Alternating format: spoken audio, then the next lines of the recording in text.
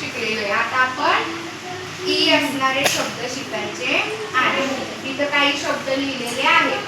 तुम्हाला ए to Z अक्षर दोन्ही लिपी येतात आणि ए टू झेड अक्षरांचे आवाज पण आपण शिकलेलो आहे. ई चा आवाज काय?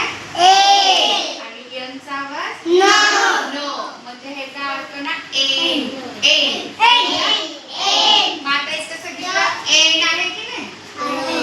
मग आता ह्या पहिल्या अक्षरांचे तुम्हाला आवाज येतात. आता टी चा आवाज ना